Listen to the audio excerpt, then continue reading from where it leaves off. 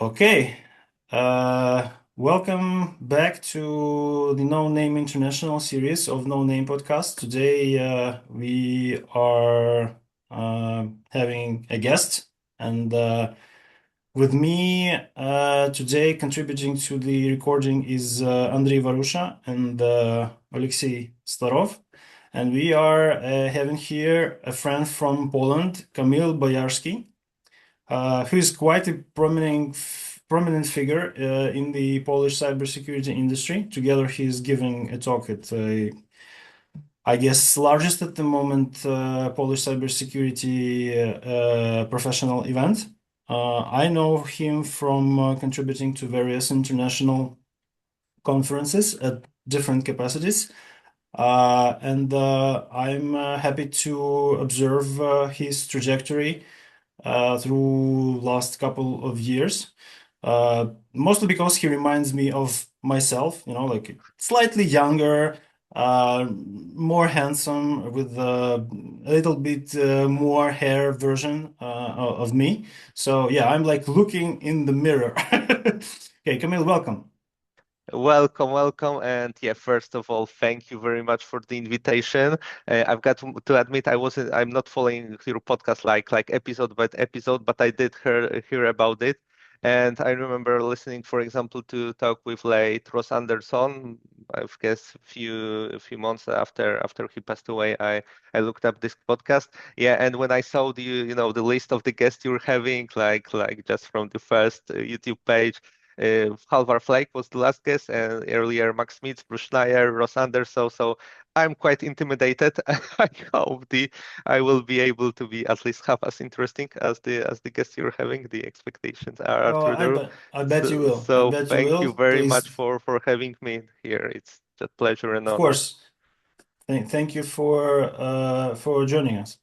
So yeah, could you please just for the starters tell everyone in the audience, to our listeners and viewers, what's your pathway, what's Mhm. your background, and what you are focused at right now? Sure, sure. So my name is Kamil. I'm currently working as a threat intelligence lead for South Asia and Middle East in one of the global financial organization. Before that, I was working in various capacities related to threat intelligence, threat hunting, incident response, and security operations across bigger and smaller companies. My path to cybersecurity is not that usual or depends. I guess I don't have technical background like the academic university background. I've got a law degree actually, but even during my law studies, law school, I kind of started veering towards cybersecurity from this policy aspects. I was really interested in how the field is developing. Obviously, there was a lot going on in terms of technical security practice. And I saw that legal aspects, policy aspects are catching up. So I found it quite fascinating to follow that path. But because of various market conditions and opportunities that were available, I joined a IT company, basically where I started as a first line security operations center analyst to kind of kickstart my career. But I quite quickly became interested in the threat intelligence aspect. And I was very lucky because at the time the threat intelligence function at the company was still developing. I mean, they had a threat intelligence team, but the direction was not so clear. They were looking into expand, and I kind of jumped into opportunity to develop the service. So I had this opportunity working in a big multinational organization that had some visibility and already very mature incident response product process. It was managed service provider, and I could on that start learning and building at the same time the threat intelligence function to build capabilities. Again, because it was managed service provider, there was internal and external aspect of this work. Yeah, and that's how it goes. Similarly, it went with the threat hunting function, which was again being developed at the time, and I could contribute to how service was working. And I quickly kind of then realized that the threat intelligence, threat hunting aspects are what kind of drives me, what's most interesting to me. in the cybersecurity field, like being able to understand what the adversaries are doing, having this pronounced knowledge, because like working in incident response, security operation, it was very nice from the learning perspective, from the technical perspective, but I constantly like asking myself like we've got those detections, we've got those threat hunting techniques, but how do we know we are actually addressing the correct stuff? Uh, how to uh, how to hunt adversaries and how to know that we are hunting correct stuff. So having this deep understanding.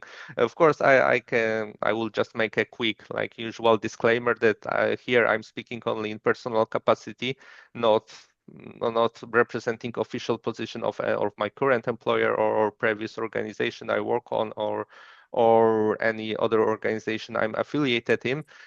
But this was very valuable experience being able to set up those services. And then I work for another bigger company.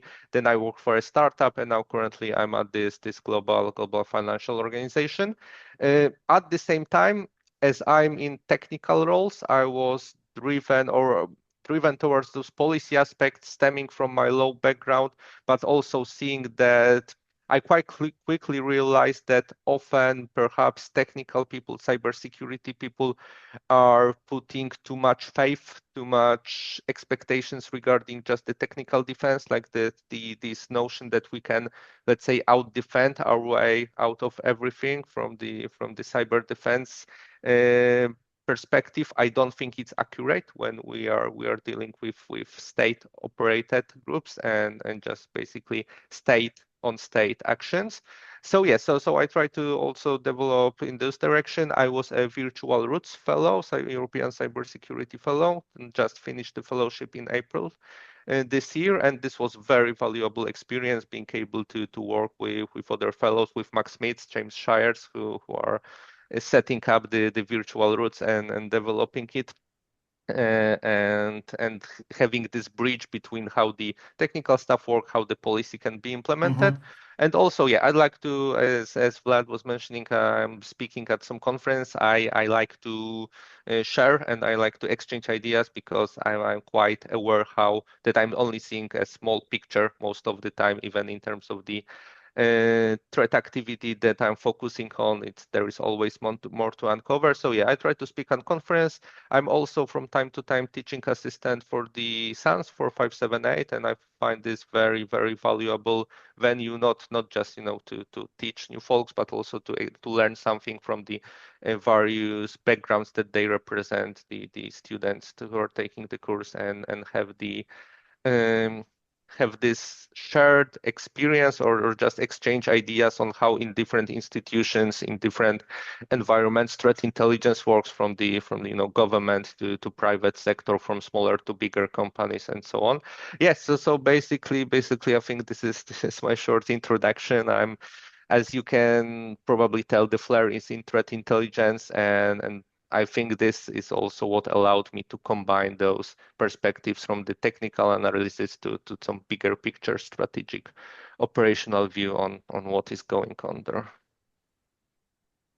Regarding the disclaimers, I will second him. Yeah, I will not. I will save time and not repeat Sure, what he sure. just said. Yeah, yeah. Yeah. Okay, so Cool. yeah, it's a fascinating pathway. Um, I'm not surprised when people with law degrees are getting into security or with social sciences degrees, Mm, because basically, yeah, that's also a perspective, that's a facet, and that's a perfectly legitimate way to enter the industry. However, that when you described how you transitioned from incident response to threat hunting, I almost I, I wanted to interrupt you and congratulate you with this decision, because like the earlier in your career you are like you're living this reactive approach, this mindset of like following the detections, and actually embrace the proactive, like active anticipation mentality, the better.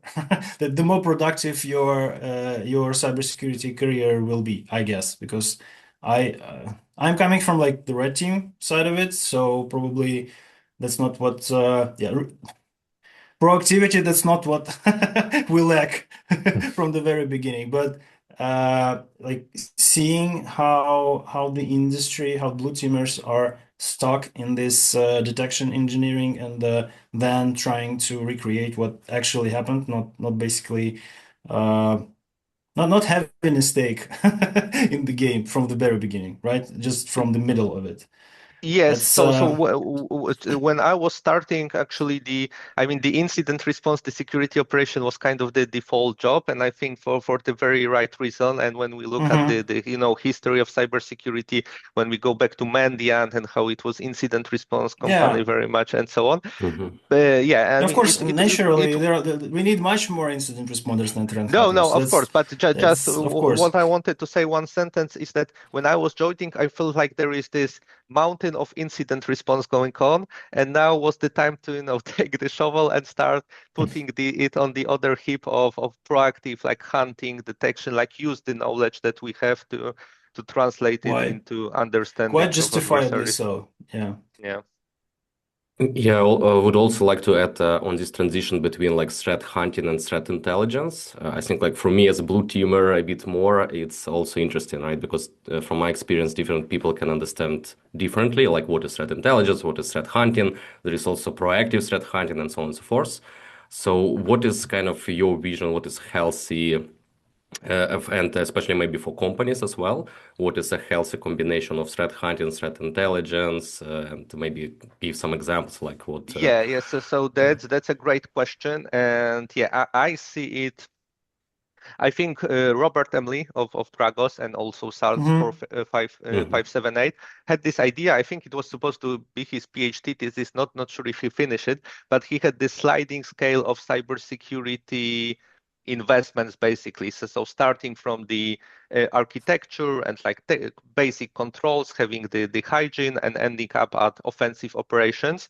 And the threat hunting intelligence was more to the, let's say, right hand side, so on the more mature level of organization. And I mean, Mm. yeah, let's start with, I tend to agree with that because I also seen in many cases, especially back during the beginning of the career when threat hunting became a bit of a buzzword, a new trend, a new thing to do, a bit like AI maybe this day, that yeah, we are starting threat hunting program, like chop chop, let's do the magic. And there was little visibility into process execution or network security monitoring and so on. So I see still cyber threat intelligence, threat hunting as rather mature functions, meaning that they need a very significant, let's say, basis fundaments of incident response, of security operation, and so on.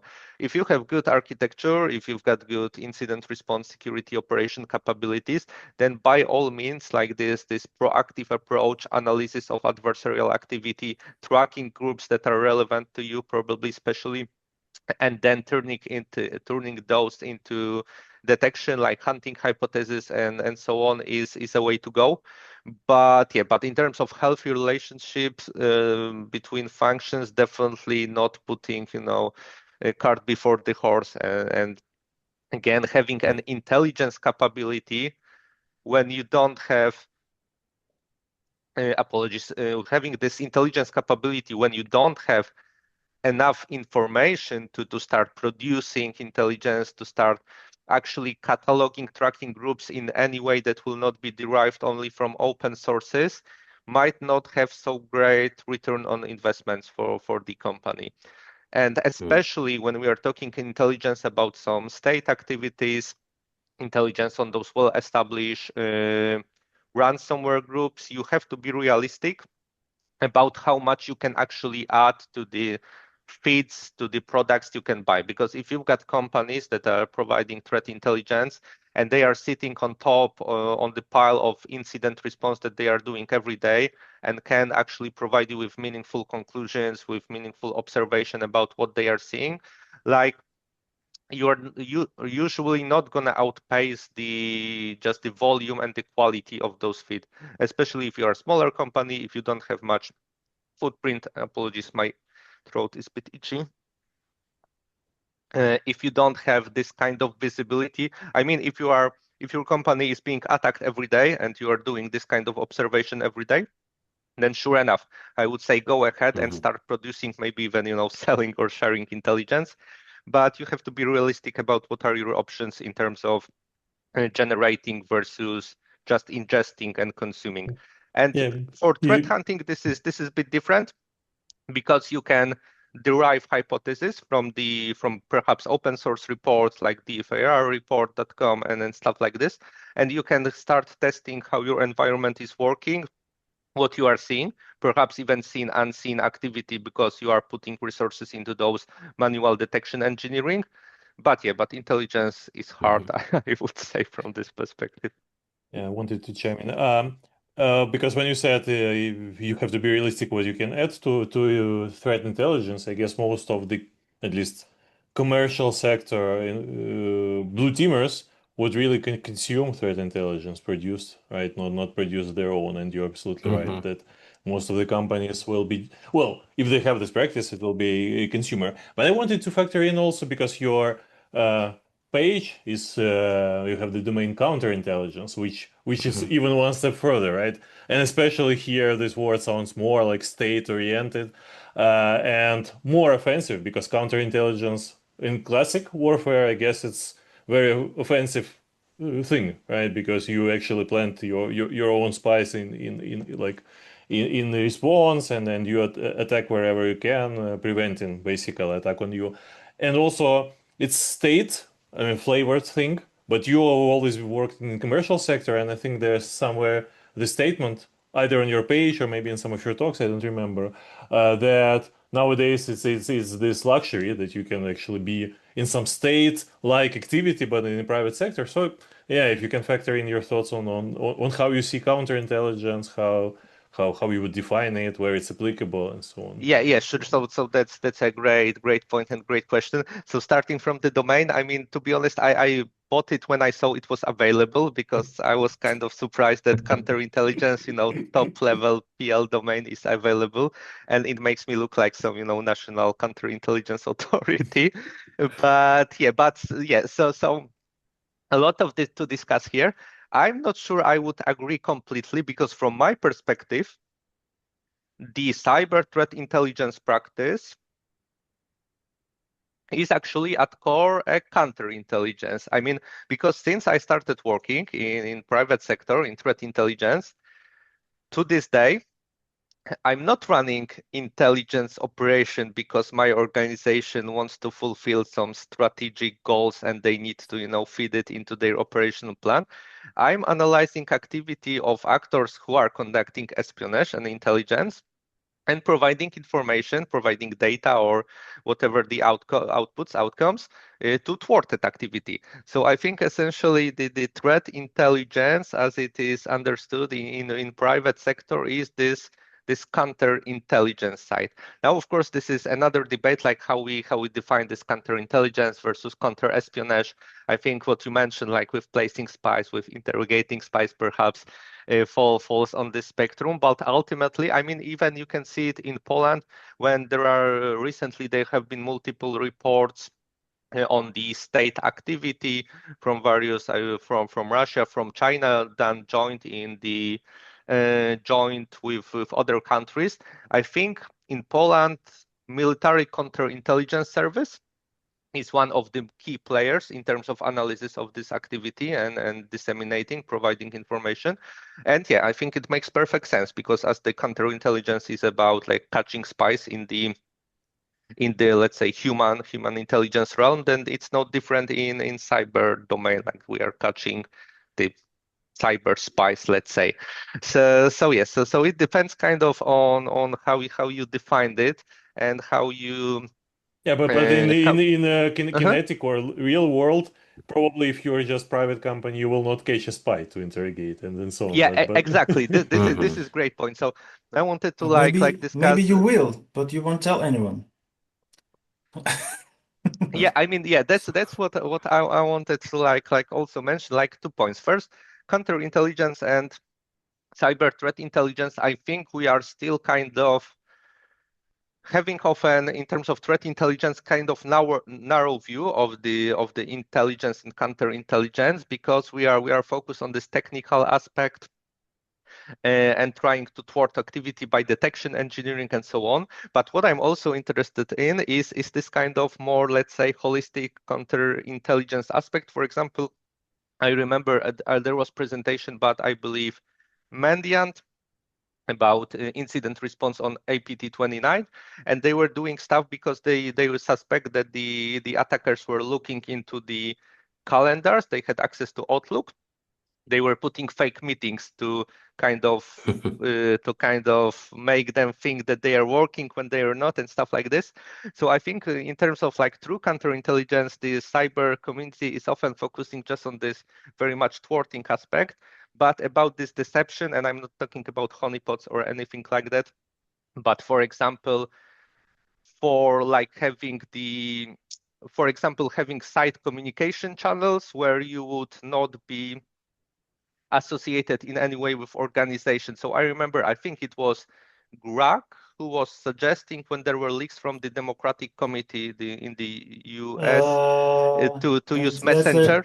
Yeah, Let me put you on pause sure. because it's an absolute record, I guess. So we started at 1809 and now we are like 22 minutes in. 22 minutes until Grok mentioned in our podcast. So that's record like from the it's too soon or to It's relatively soon, I would say. relatively So soon. Okay. since we started paying attention, since we formulated this Jenkins-Tirran law about like the policy discussion on cyber, the longer it continues, the closer to one is the probability of mentioning Grok's name. Okay.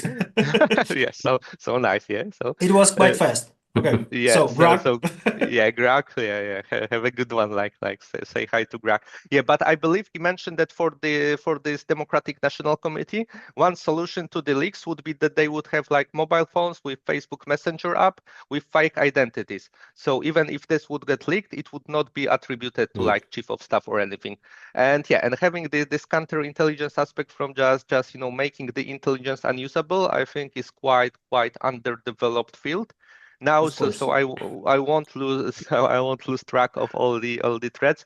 To the Vlad's point about the catching spies and so on. Yeah, so I think this is like a perfect example of how different these fields are and how certain things became normal, because it was back either 2017, 2019.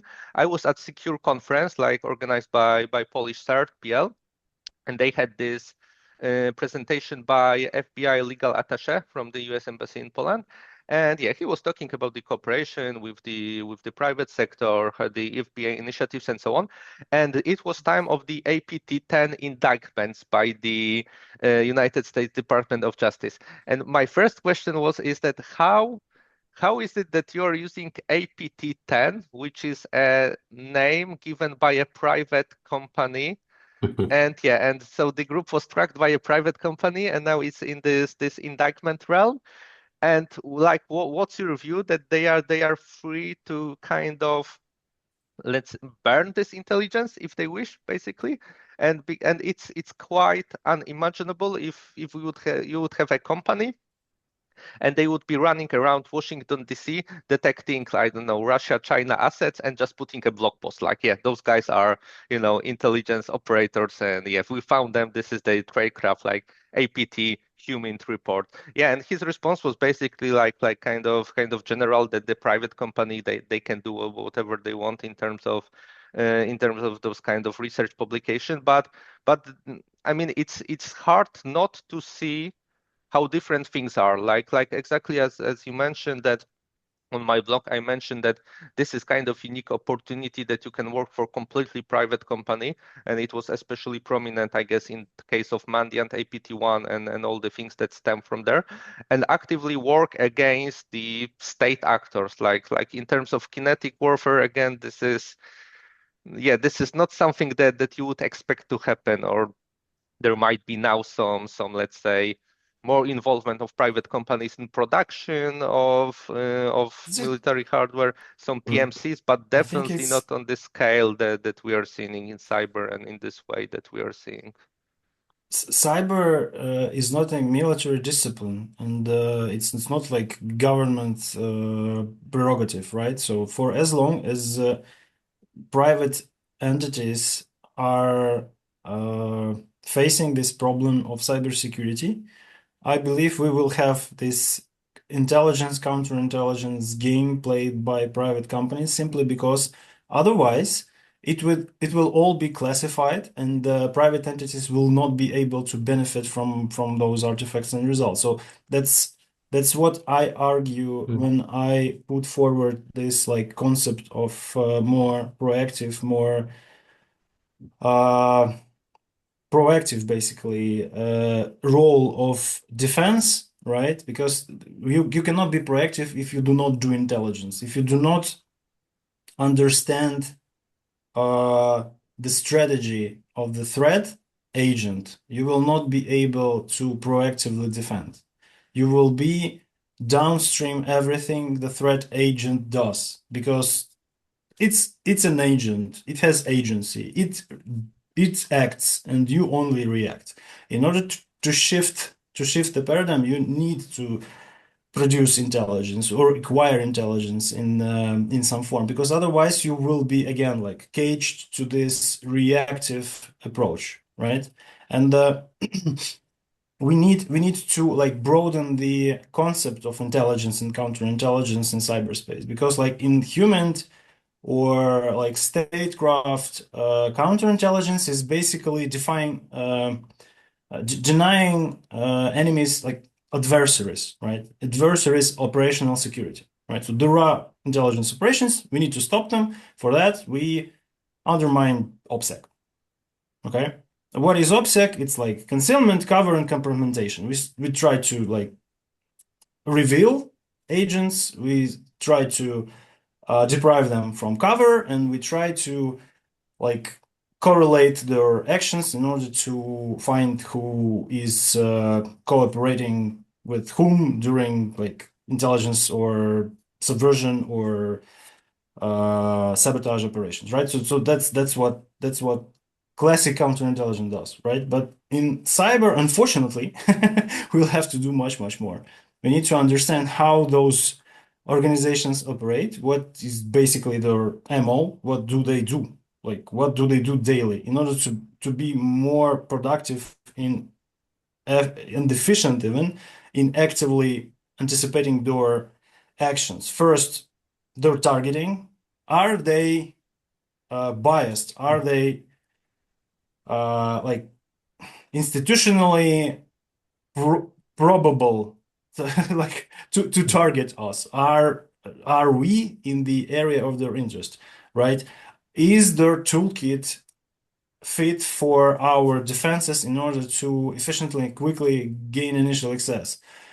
Is their like analysis function prepared to like process the pile of like enormous amounts of exfiltrated data? Do they know how our business operates, and will they be able to produce like actionable intelligence upon what they exfiltrate? So that's all in our interest, to be intelligent about what kind of threat is there, and what degree of threat they pose to us. So in no case we have to be constrained with the traditional definitions borrowed from classic statecraft, right? That's what I'm trying to underline here. Yes, so only thing I would add or I would emphasize is that things are very different from the start because private sector was kind of thrown in the situation. So when we saw all those state Exactly. activities that were targeting like industrial espionage, economic espionage, this ransomware disruption, whatever that is, I mean, the attack surface of private sector of all the companies in critical infrastructure and not only is like magnitudes different than what would be theoretical target for kinetic attacks. And this brought like both, let's say, the burden of having to start producing intelligence, but also the wealth of data. Like, I mean, if the actors are trying to get in, this is how we can derive intelligence.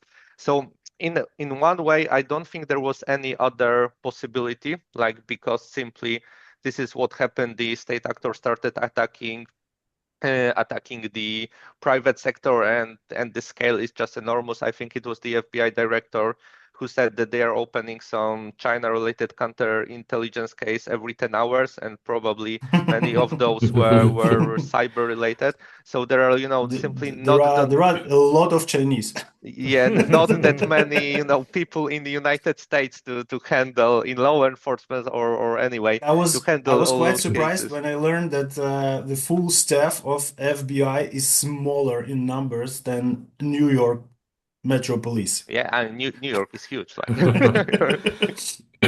Yeah, but yes, so obviously the government will not have the resources that they should come and help with their, let's say, whole of government approach, because state, of course, have this dime field framework, like diplomatic economic means to exert pressure and to steer some behaviors. But in terms of like sheer numbers of the investigations to be done and sheer number of intelligence products, like there is no way that private sector can be left out of this. So yeah, so definitely notions change. I think also what changed is the professionalization of the intelligence function in private sector. That was consequence of that, like we saw stemming from the companies that were involved in response to state activity, like Google during Operation Aurora, like CrowdStrike and their own tracking of Russian activity, also Chinese activity.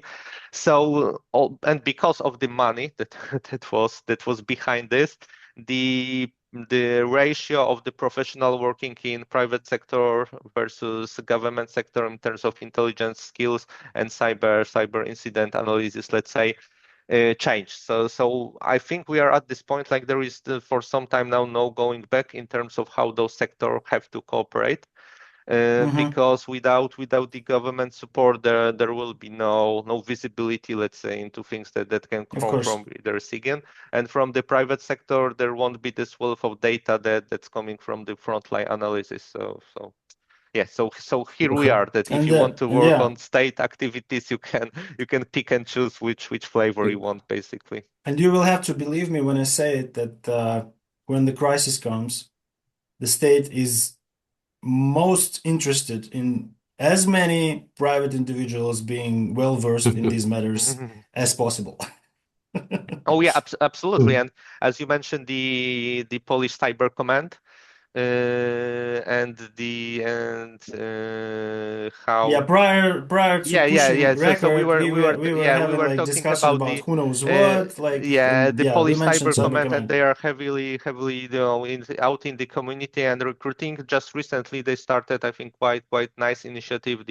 It's called Cyber Legion. So they are encouraging folks to step up and to not necessarily outright join the reserve forces, but be involved in some projects. I think I know there was a conference to kind of inaugurate that just recently. Mm-hmm. So yeah, I mean, especially in like, if there is technically like unlimited work hours to be done and very limited number of people who can do it, like it's you can't afford to lose the resources that you might have. How often does this intelligence go in these depths that Vlad mentioned?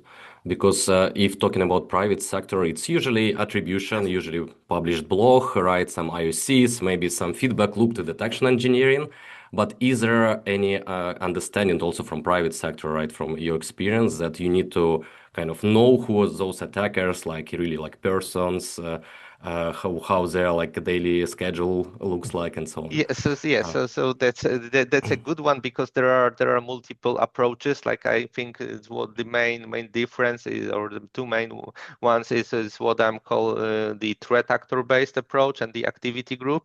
So some folks who prefer to have like the threat actor and to understand like who is behind this, like have this hard attribution, let's say, done. Some folks are more into activity group, so tracking only the technical observables and like victimology, but not necessarily linking it back to the activity.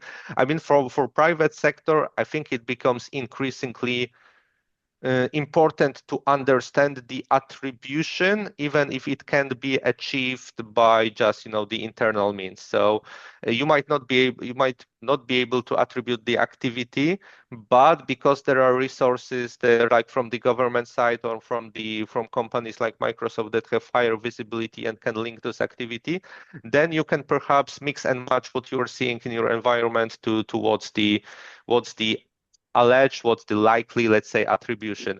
And I think if you can get that knowledge, it's great. It's important, because ultimately this will translate to intent and kind of assessment of if you are actually targeted, because as we are seeing now from multiple groups, the move towards, let's say, supply chain compromise, something like we have seen with APT10 8-ish, 7-ish years ago. I think it's now coming back with these attempts to compromise the service providers and then pivot out.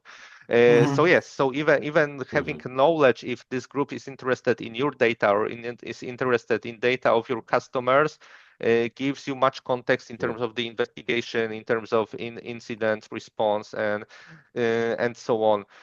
I think there was for a long time being like this notion that attribution is not that important for private sector, because A, it doesn't change the technical defenses, and B, you're not government, so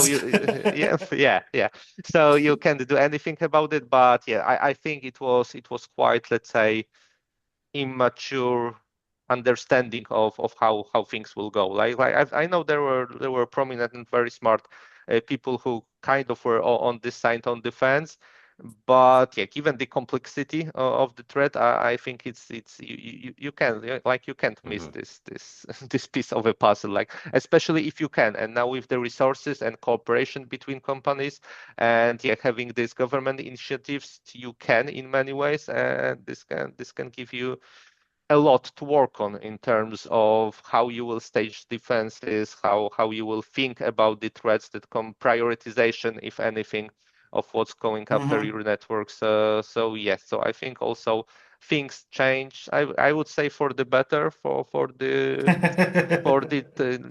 because I mean you could say that Let's things hope are so.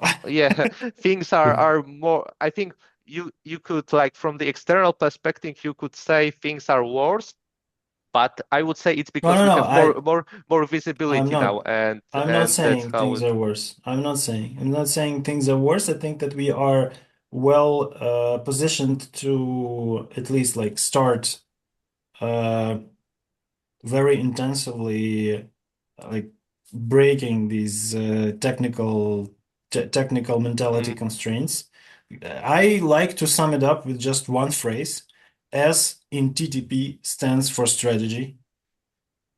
I think we had this conversation at Psychony, but exactly. Yeah. So I, that's basically the main message, right? So when you are dealing with the basic um, commodity level threats, you're okay by just like establishing a baseline, right? To take security essentials, implement them, control them, measure them, you're gonna be okay. Once you are facing an APT level threat, sorry, you will have to understand what you're dealing with because that's I your main think concern now. Sorry, I life is think hard. it goes further. Like, what's a commodity threat now? Like ransomware group? That's possibly No, not all. Not all the y- ransomware groups are very well organized international yes, group processes. sure. There But are when you still are amateurs. Yeah, sure. But when you're looking at like the outcomes, the derivatives, and when you see the ransomware ecosystem with some being like a state permitted groups, let's say, and having their role in the Yeah, the in line is leverage. blurred. I Yeah, agree. lines are I blurring. agree. Yeah. So even if you're dealing with e-crime, you can just have the let's say comfort of staying on the technical lane, and yeah, I'm just putting the countermeasures against TTPs, and we are good because you will not Those see. time are gone. Yeah. Sorry, folks. Yeah, absolutely. Yeah, I guess like one thought like that. At the same time, you shouldn't forget about more mass attacks, right? And the initial access brokers and so on. Because all these technical reports, I guess, on intelligence, on APT groups, they will be focused on, okay, they're using this malware, right? They're using these specific TTPs, which happen like later on, right? If you have still some holes in just like very easy defense, you won't be protected. So also kind of only focusing on ATPs, I Well, I guess, think not it's enough, right? Alex, sorry, but I think that there is a lot Yeah. of selection bias here. Uh, If you have a hammer, Maybe. everything you see, it's just we focus on that. That's why we see a lot of it. Mm-hmm. That's the Right. main problem, Exactly. I think. Yeah. It's better to think about, okay, I'm a threat to Russians. Okay, so how do Russians operate? Because Mm-hmm. that's a better angle to approach the problem in the first place. You know, Mm-hmm. because like if I'm a threat to Russians, I need to like classify the threat. Mm-hmm. First of all, is it intelligence or is it sabotage, right? If it's like if I'm not in the state of war with Russia, so I Mm-hmm. have to build my defenses differently to if I am, right? Because this security dilemma doesn't go away.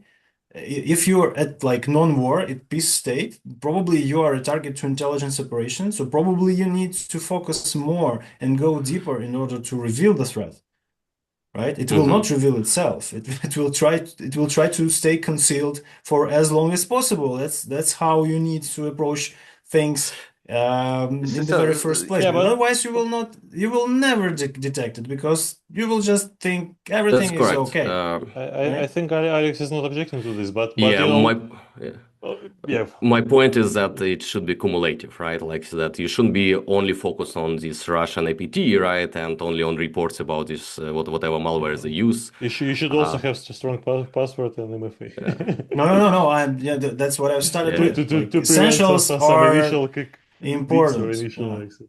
Yeah, because Sorry, just Kamel. yeah. That's what we escalate into from time to time, discussing topics No among issue. ourselves. No issue. Yeah, just had one comment because Yeah. sometimes I feel like we are living in this dual reality, like when Alex just mentioned the commodity threats and we mentioned password and so on. So on one hand, I think with the current EDR solutions, like from many great providers, like I'm not affiliated with any, but I think like CrowdStrike or SentinelOne on Microsoft, they are doing great job and they are providing visibility that it was not possible some years before, and they've got the great hunting modules. They've got great detection modules. So you would think that this very low level of the threats of the cyber intrusions, like we could get off the table essentially, but it's simply not not what's happening.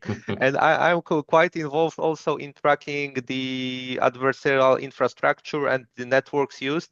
And when we look on the side of the devices, I'm not even saying IoT, but edge devices, routers, mail gateways, and so on. I mean, it's not great, let's say. So on one thing, we have this very advanced technical solution, like they've got, you've got the a kernel driver and you can see all the But once processes and again, you're great. But then you there are research those, that. You research that. You have a paper on that. Why did they move towards the edge? Because it's well, path harder of to least persist on resistance. endpoints. Because Yeah. what? Mm. XDRs, right? Yeah, It's a of course, of natural course. state of the art, right? It moves where it's easier. You cannot install CrowdStrike on your like smartwatch or smart bubble Mm-hmm. or whatever smart stuff you have Yeah, in your but office, yeah, right? but it's smart. It's one thing you can't install it on a smartphone, but we are talking about like routers from this Yeah, of well-established course, sure. companies. So yeah, so it's like the essential infrastructure still got some And it's not that many hard issues. as Yeah, people think. it's not that hard. So we are at this conda room when you've got like, have your cyber hygiene and have the passwords and be careful with info stealer and so on. That should be detected by any EDR basically.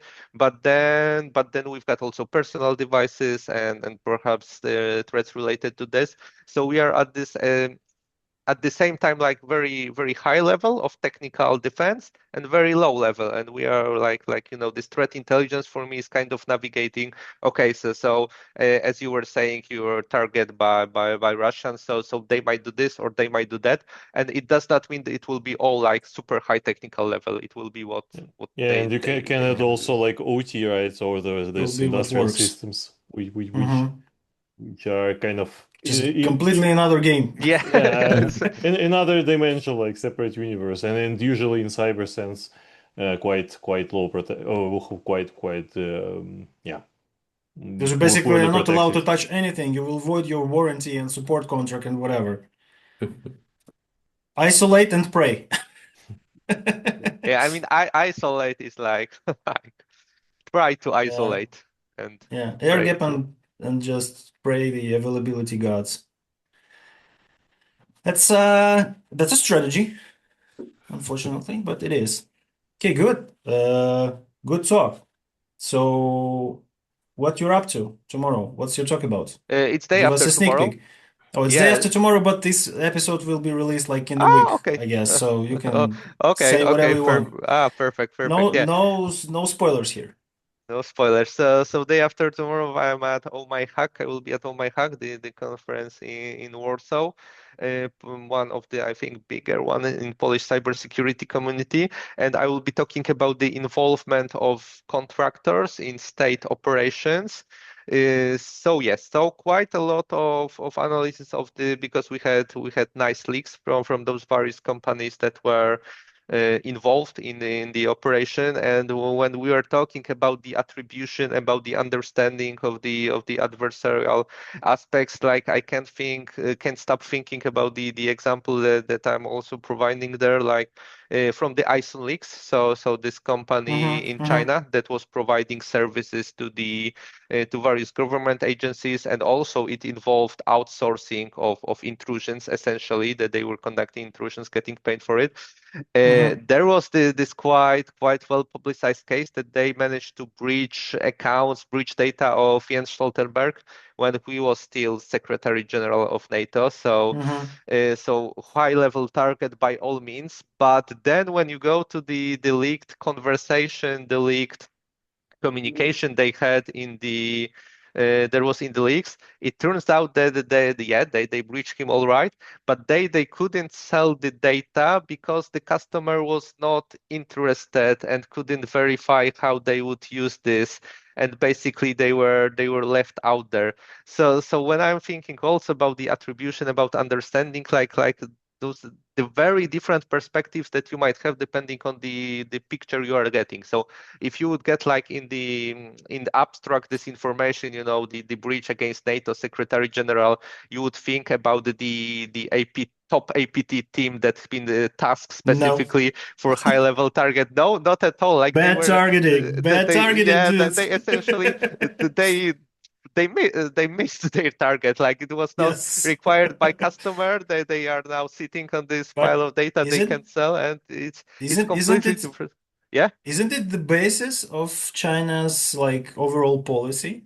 Like giving out like priorities, like announcing priorities and then awarding results, right? Yeah. I don't think there was like intelligent requirement like translated to the company, right? So they went out, they they exfiltrated some data, they compiled an intelligence product, and they just couldn't sell it because it was not good intelligence.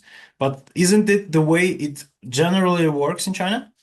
So with ISO, yes, so this is a super interesting discussion to be had, because with ISON, essentially they were kind of very much a low-tier contractor company. Uh-huh. So when you Okay. go through the leaks, there Well, were apparently multiple.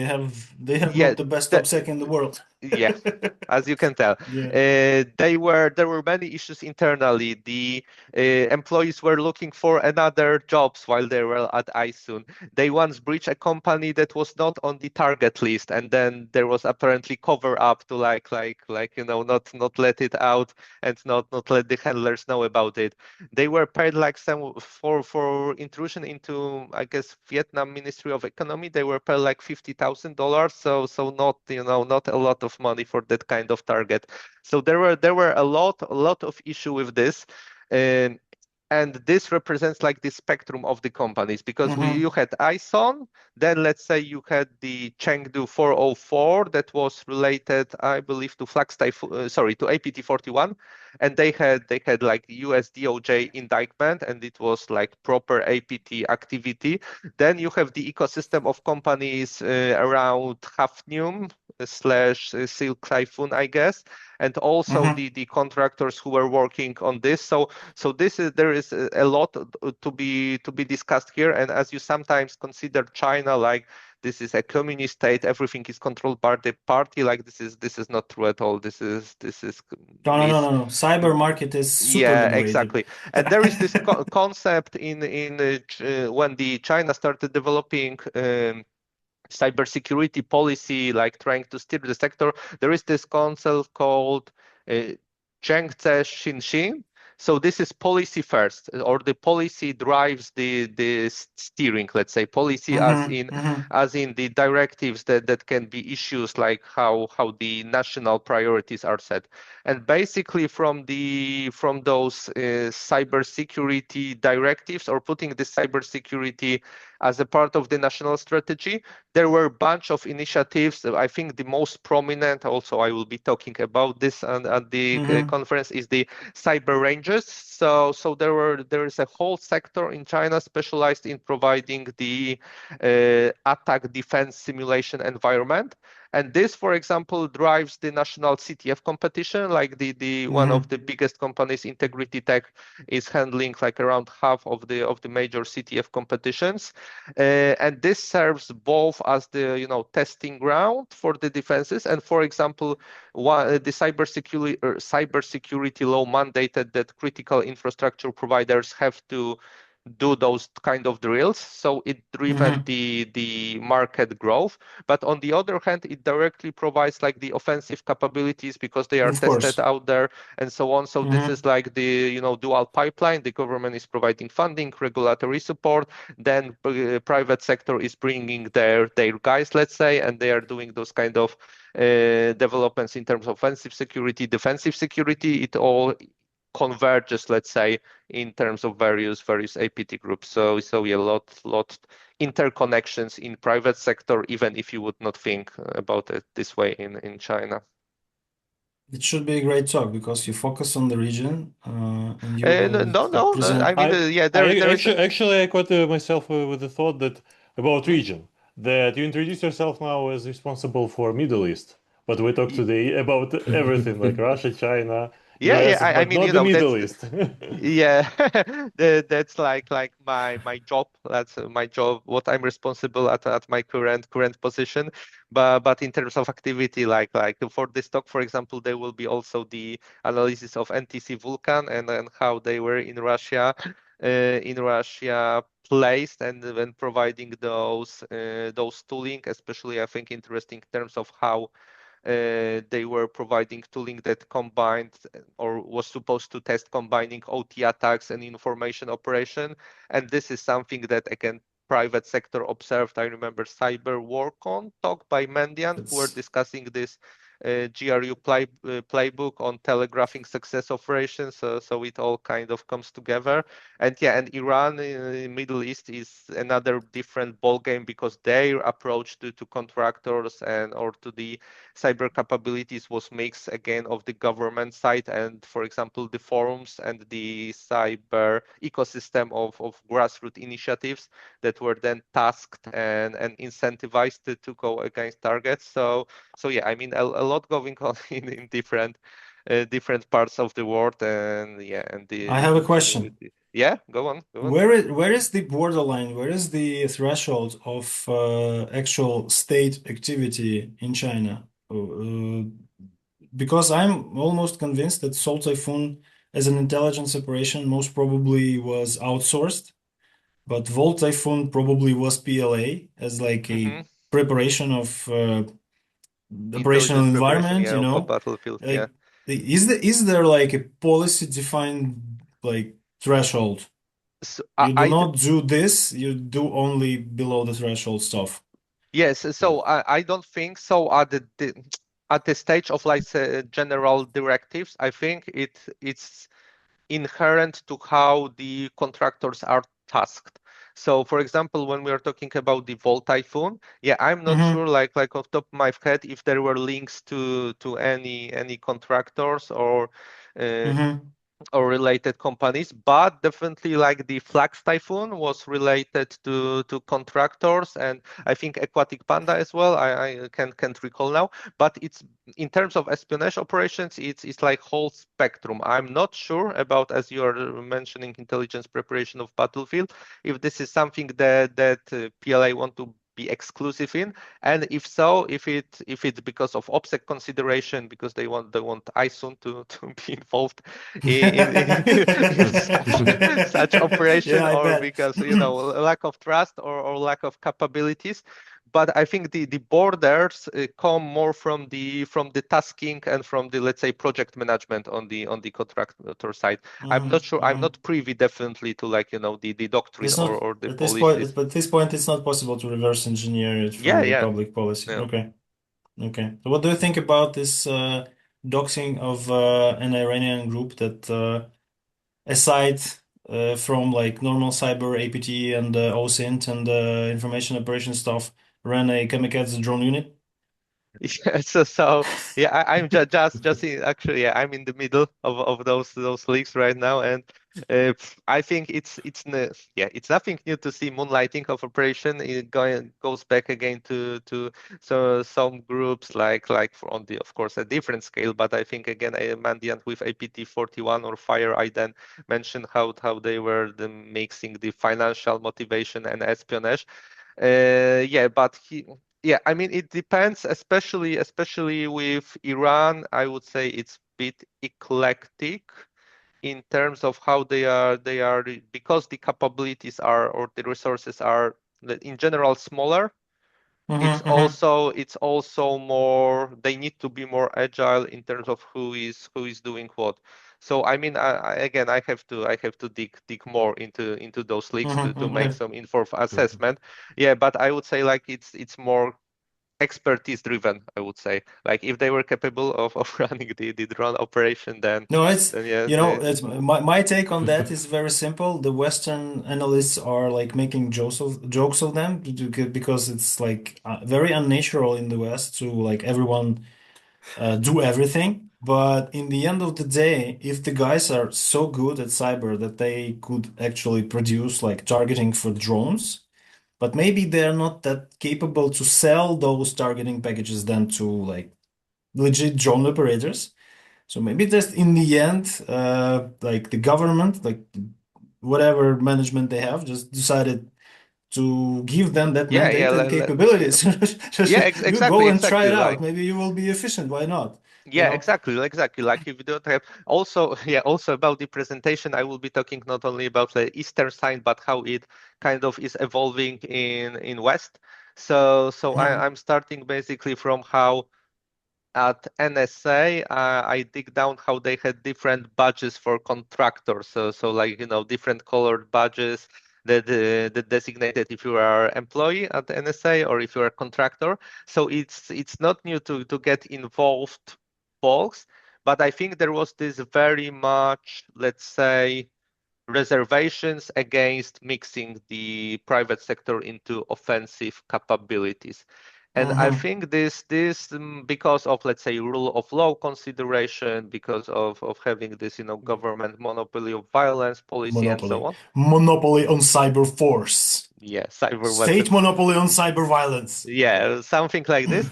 I think it might be changing now. There are some Oh companies yeah, that more very much. overtly, but even some companies are more overtly advertising that they Of provide course, yeah. this kind of capabilities, and this is the change we are seeing. So yes, so interesting, because actually when you dig down in the China sources and the analysis of the cyber ranges, they, for example, one of the major, let's say, architect of this approach estimated that China is lagging like 12 years or something like this behind in terms of cyber ranges, in terms of how they are mature.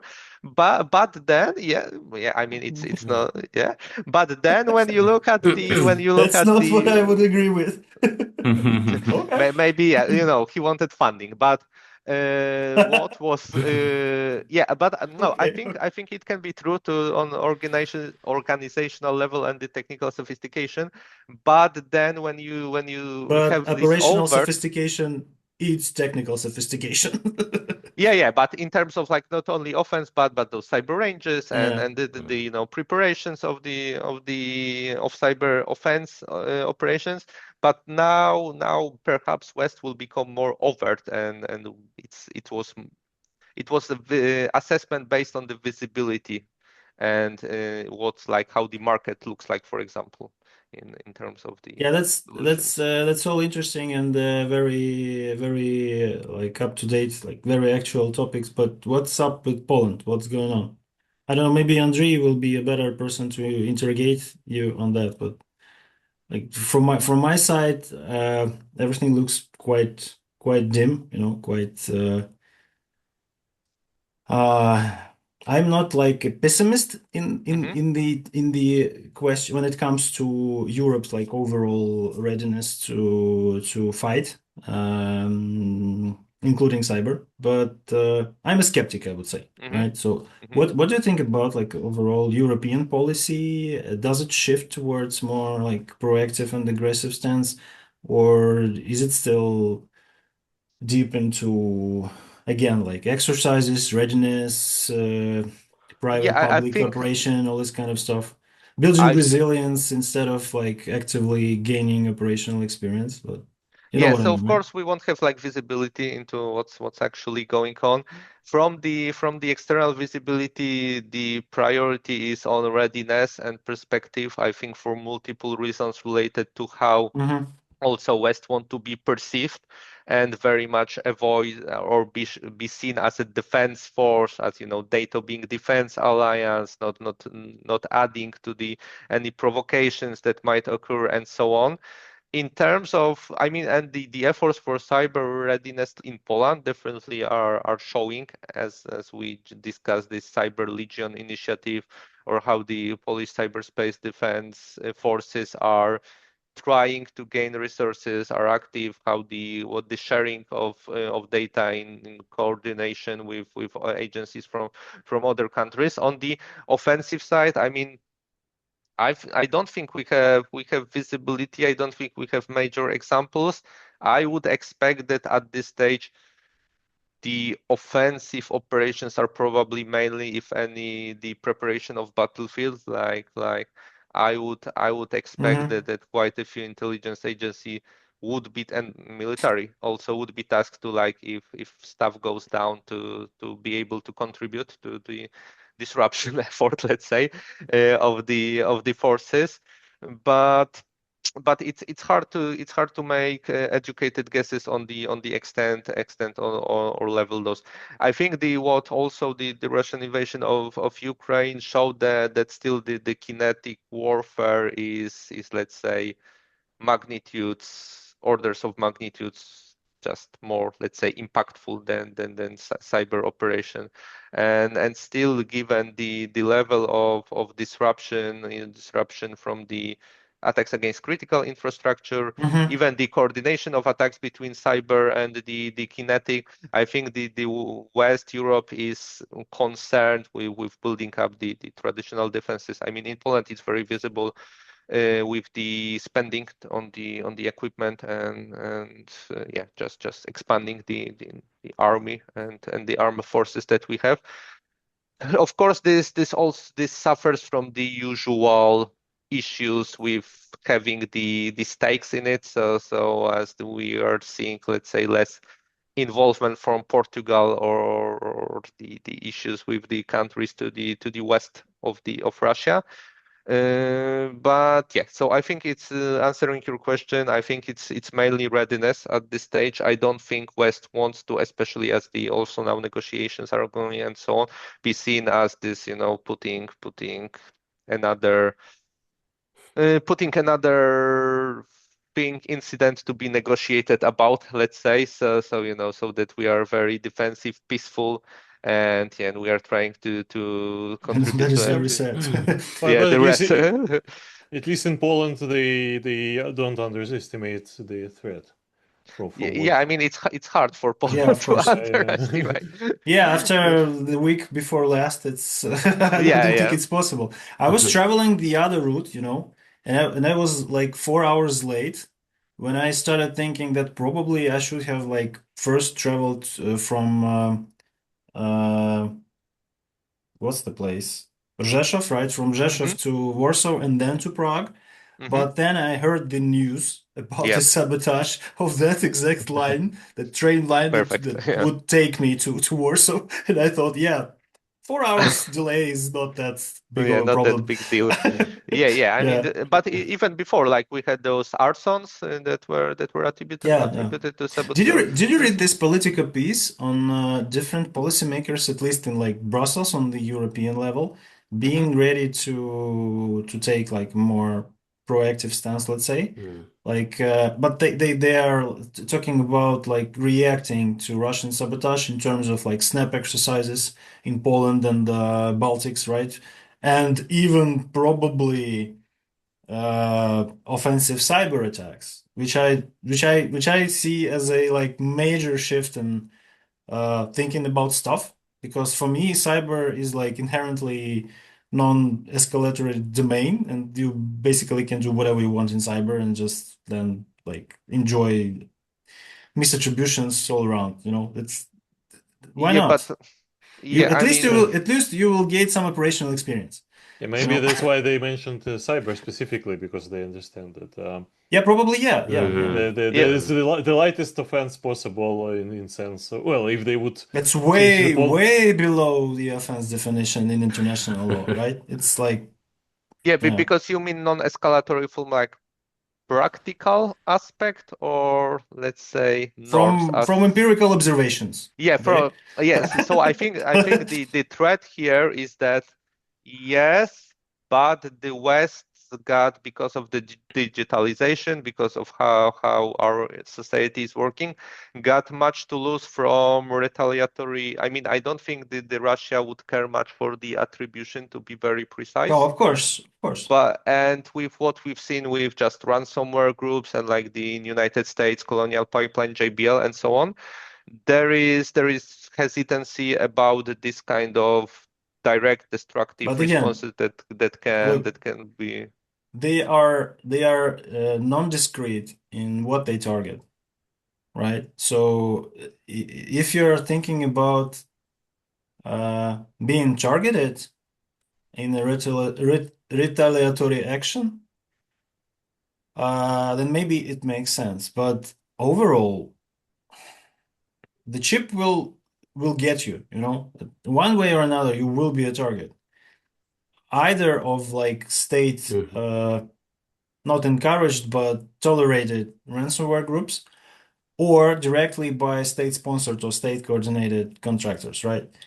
Uh, I don't know. Maybe I'm just a fatalist, and maybe I live in such a what do you call it? Target-rich environment.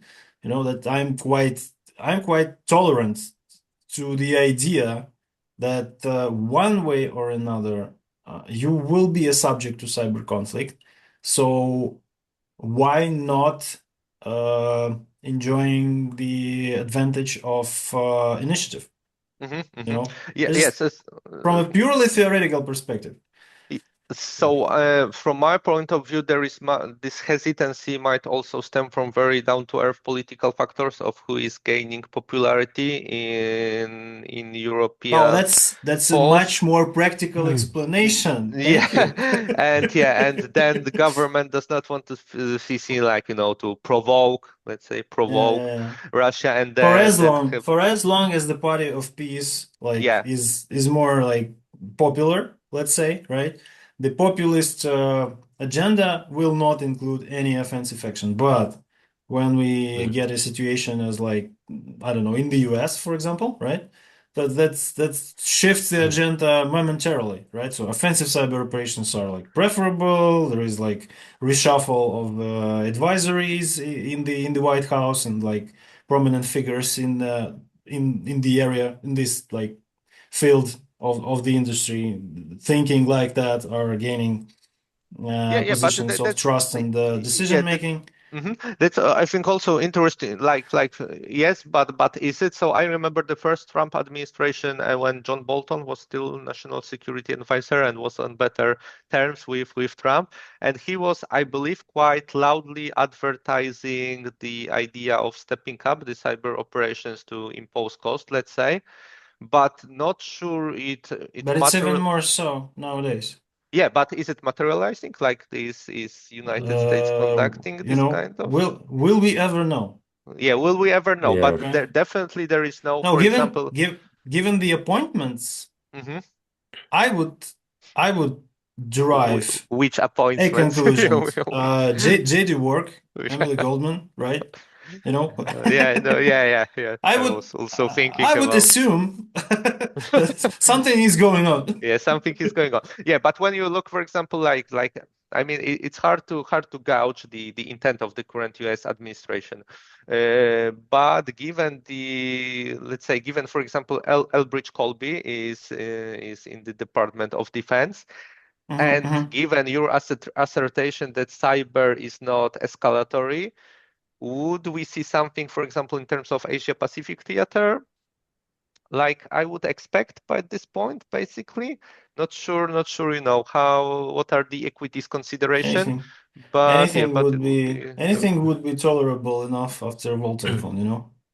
Yes, I think our But like experience. leaving that unanswered would be a sign of weakness. I think like a lot of folks are working on a retaliatory action right now as we yeah, speak. but Volt Typhoon, let's say, ultimately, I don't know how to call it, did not materialize.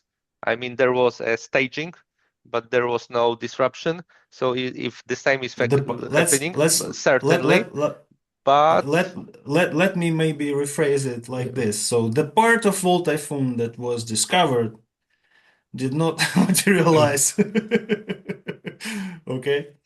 Well, that's a, like mhm. if China embraces persistence in cyberspace, so probably this kind of activity is going on like perpetually Oh, and so for sure. continually, right? So the only parts that we see released to public are first discovered by something adjacent to public sector, to private sector, first of all, because public sector would probably just put it undercover and just classify it and would never reveal it. No reason to declassify and leak it.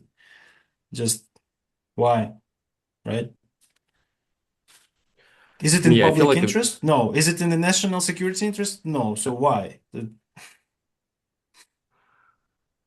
exactly No like reality. I guess like I have like a similar point, right? That when we are claiming that cyberspace, and all these operations are not escalatory, we also looking at asymmetric data, right, from the past when kind of Russia attacked mostly right West didn't do anything, so we claim that it's not escalatory. But probably like number of attacks towards Russia was much less, right, and so on. At least like those are not known, right? Um, so kind of my understanding is that when something happens in Europe, for example, right, everyone in Russia knows, okay, we did it, right, and that's their mentality. No. First of all, Uh, probably do not underestimate the ability of Russians to keep things maybe. undercover. It's It's kind of I would say it's enormous amount undercover. of that ability. undercover in terms of specific attribution and whatever kind of international law Even case, right? the fact of it happening, major telecom providers went down in Russia, and there is no Yep. publicly available data about that. Exactly. Okay? Yeah. The That's only another scenario. Yep. only places that give you hints about that is this SOC forum or PH days or whatever conference they are still holding, Correct. right? And they Correct. come to the stage and they describe this like incident response activity, this huge enterprise of people and technical tools involved, and no names, no titles, no last names, no brand names, no whatever, no nothing, and from there you can like Yep. very you can make an educated guess at most, right? But nothing leaks to the public domain, nothing. So maybe something is going on. We just Right. don't know about it.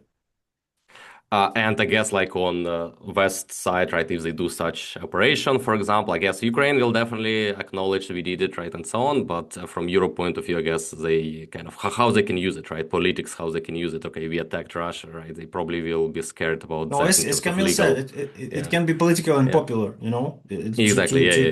to announce that, because like no one will support you. It's just an offensive action. Why do you do it? You're a country adhering to rule of law. You're like this great democracy. Why would you do that? Why would you attack another country? This kind of But I thing. guess that gives us only possibility that you can kind of counterattack. Okay, let's say we disrupted infrastructure of this threat actor, right, or something like that. That can be publicly claimed and in positive way.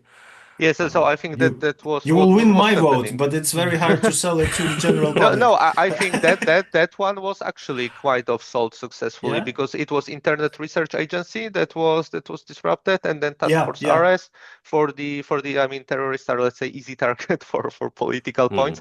But when there, I think it's when there is a link like for Russia and the disruption of the democratic process, and then there is like direct response. This is, I think, when there was much weakness from the US policy when the Obama did some kind of, or there was some communications, some telegraphing of red lines in terms of the disruption of electoral process, which I think should be like anything to do with touching elections in United States. And this is not exactly, as far as I remember, 2016-ish. This is not exactly how it went down. But I think in case of this situation between, let's say, Europe and Russia, like we are trying this peace process, let's say, we are trying to de-escalate, we are working towards towards ending the invasion and stuff like that, then the offensive actions are kind of seen as escalatory by itself, because you are stoking the flames. Even depends, even though for Poland it might not be escalatory compared to what's going on.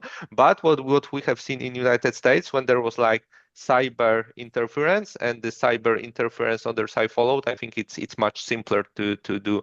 So I was wondering, because in Poland, not only in Poland, but in Poland there were these constant attacks, DDoS attacks by no name and so on. And this included, for example, in my hometown, the one of the biggest oncology center in Poland. So I don't think there would be much issue justifying disruption, for example, of no name, because Of you course. just would have to print out from Telegram they're attacking hospitals, like okay, I so very we are much attacking with death. I very much like the stance that Australians took. They identified, they declared all the organized cybercrime groups like ransomware and the like legitimate targets for cyber operations.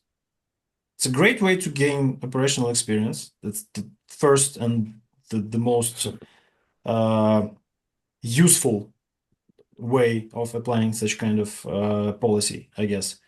And they are doing a thing that is in general public's best interest, not even like constrained to Australian national security interest. It's a good thing to disrupt cybercrime operations worldwide.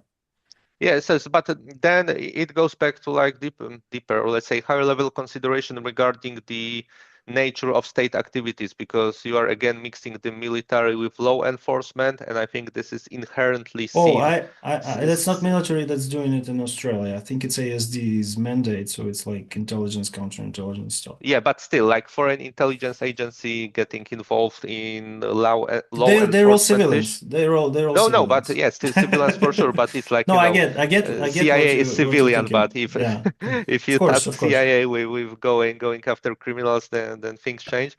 So this is probably good from the technical and effectiveness standpoint. It might be difficult from the legal perspective from the countries, and also That's why I'm asking a lawyer. Yeah. yeah, I mean, my law degree is quite far away, but yeah, trying to double it. Yeah, but for Poland, for example, it was also very interesting conversation and debate, because I was interested, like when the cyberspace defense command was, yes, cyberspace defense forces basically set up how they will manage the jurisdiction, and what does it mean that cyber operations are conducted, and like what's the mandate and so on. But in the law on the, I think it's quite wide law on the defense of Republic of Poland, or defense of homeland, basically, that codified different aspects. It was stated that cyber operations are considered to be conducted on the territory of Poland. So I mean, that's from my perspective, it gives a very wide mandate, because there is separate law on the use of Polish armed forces beyond borders of Poland, and this requires, I believe, parliamentary consent. I think also some president getting involved, but definitely there is like a separate thing, like when Poland was sending troops to Iraq. And probably only in response to armed aggression, or to support like some international agreement, like helping allies or something, right? Yeah. I mean, it's very, very, let's say, it's a separate thing. Like it's got its own procedures, and it's quite well defined. And for this cyberspace operation, like when I saw this, that cyber operations are considered to be conducted on the territory of Poland, I think it gives quite a wide leeway to what you can Of do course. from the What's that? perspective of cyber command. My Proton server, my Proton exit has Polish IP, or do I reside in Poland, or what? Yeah, Can I no, speak Polish? exactly. Have relatives Exactly. there? So it's my so yeah. Am I So a I think co-founder of a Polish limited liability company? yes. So it might change the calculus, but this is still military. So there will be Yeah. consideration about the legitimate military targets, rules of engagement, if any, and stuff like this.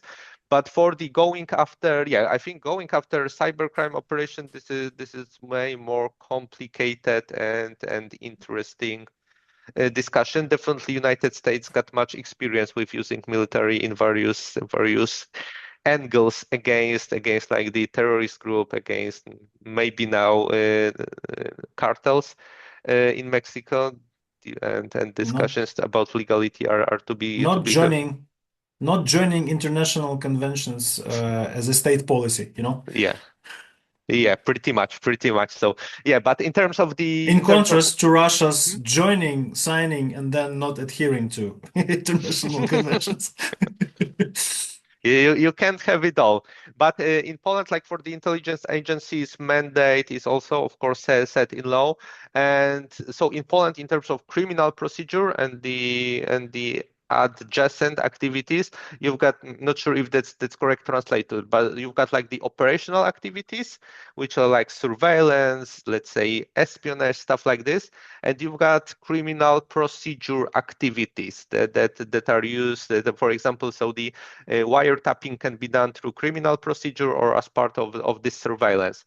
And this changes what are the necessary safeguards, the judicial oversight that is necessary, because even for those operational activities, the judicial sign-off is required.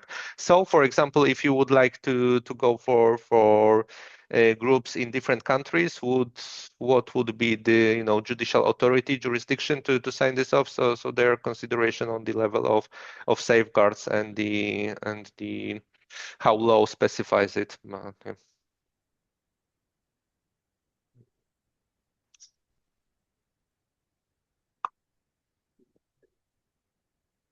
Yeah, I guess we're already doing overtime a little bit. On this note, I do have one more question, like very quick one, if possible. Sure. So we mentioned like CTS is just like Uh-huh. for as a way to make cyber operations more effective, right? And Yes. I wonder like how all these exercises these days more realistic because I guess like in my experience with CTF at least in the past that many challenges are a bit artificial, right, and so on and so forth. There were like people who like CTFs, who don't like. So how these exercises look like, I guess, these days? Yes, so coming back to this China national policies and this environment, I would recommend also research from Eugenio Benicasa, who is now at the Zurich ETH, and he done the two great reports. I think the first one is called from Vegas to Chengdu, that described how the culture, CTF culture that was at Black Hat, that was at DEF CON, translated into Chinese ecosystem and hacking culture. And the second one is called, I believe, Before Vegas. And that dates back to how the China ecosystem of hackers, how the grassroots movements translated into company owners and the executives, and how it went from there. So for the CTF, I mean, yeah, again, in China, it's now a huge industry of cyber ranges, so simulated environments, so having this defense capability, offense defense capabilities tested there. But also when we are talking about this kind of environments of CTFs, like you mentioned, some of them feel artificial or not very, let's say, real life scenario. I mean, it depends on who you would like to attract with those. Because if it's a pipeline for the state to generate cyber forces essentially, then the nature of the CTF, what are the exact technical details, let's say, does not matter that much compared to that you are attracting folks who will be interested in there and can solve maybe like a technical question that's very artificial of, I don't know, writing a shell code or solving some programmatic coding tasks that will later translate to them being able to program an offensive toolkit or prepare capabilities for the state. And yeah, and in terms of China, I mean, when we look at the for example, pound to own history, and the various consideration, like Chinese researchers being banned from participating internationally, the Chinese national vulnerability database, and how the vendors or the researchers had to disclose vulnerabilities. Having the structure for development of those core technical skills that are later on molded, let's say, or are can be directed in proper direction is enough. I'm not that familiar with exact specific, like for example, how the latest CTFs look like or how this competition looks. I don't think that we would see like a tectonic shift in that they are now something completely out of ordinary, something that's not seen anywhere else. Those will be still like cyber ranges, scenarios to test the defenses, to have those kind of capture the flag through intrusion and so on. But in the grand scheme of things, it's an element that's used for the particular goal. So here from directing the efforts of the interested crowd into the operation, and from the other side to have this offense, like simulating offense capabilities for purpose of national security. I think even one company, can't recall which is now Elex, I think it was called, that's responsible for this cyber ranges. Many of them are run by very patriotic kind, and their like tagline is forging spears and shields for national security. So it shows like also the attitude of the development of those. So yeah, so not sure if the won't comment like on top of my head on technical details, but I don't think it's necessary to have extremely realistic scenario to generate forces, let's say, in terms of cyber personnel. I guess like And when then it I comes like for please defense go. side, yeah, Mhm. I guess like there like it's more important, right, to be more realistic and all this threat hunting, threat intelligence sharing that we discussed. So is it like a part of these like CTFs as exercises, cyber exercises on the West? In the West, so Yeah. yes, so I think West because when we talk about, for example, locked shields, this Mhm. is this is very much, and I think it's great strength of this exercise, how much this is focused on this whole of state response, because on locked shields, like you've got the part about the IT security, but you've also got like the legal aspects and the OT and the information operations. So really, I mean, I'm participating in lock shields. Of course, can disclose any like details about its how it progresses, but it really feels like I'm in the Windows defense team, so doing very much frontline like incident response activities, but feels very Mhm. much like being, a cog in this greater structure, because I've got colleagues from the media team that are doing those response to the some propaganda operations or how the intrusions are being presented. And for the defense, I think it's extremely important because, I think it's Helmut von Moltke, there is this saying that no plan survives the first contact with enemy, and that's definitely true for the cyber operation. Like when stuff will actually go down, it will not be like in your incident response handbook, and this is something that you won't see unless you have this kind of realistic environment. Yeah, and I think there is much value in that, like even not necessarily being prepared to conducting certain technical tasks, but being prepared to that things will go wrong, if that makes sense, or being prepared to the fact that you will arrive to a situation that's not like, again, in this incident response playbook, but you have to adapt is particularly important. So yes, so from the Western Mhm. perspective, and I think success of locked shields also shows that there is both the appetite and both need to coordinate, cooperate to um, let's say, common defense, or having understanding of how things will look when there is an attack. Cool.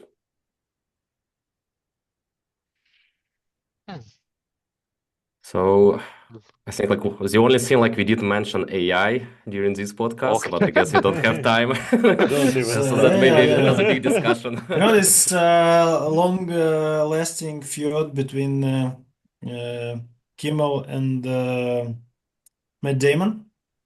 You know? Yeah. So yeah, we will We have we Matt need to have a Damon feud next with the AI. episode. Yeah. So we didn't have time for Matt Yeah. Damon, so we will probably invite him Yeah. for the next episode. And We then, didn't have time for AI today, so probably we will mention it next time, whenever it is.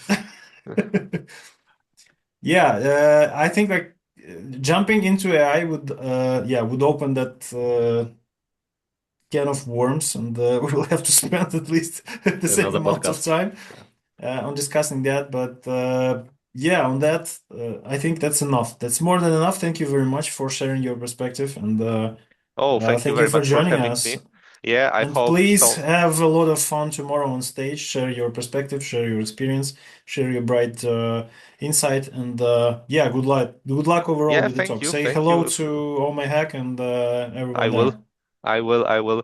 Thank you very much again. Thank you for having me. I hope the stuff we talked about will be interesting to listeners, was interesting to you, and I was able to provide some new perspective, at least, if not insights on the stuff. And yeah, it was great pleasure to be here. Yeah, thank you very much. It was a great discussion. Yeah. Okay.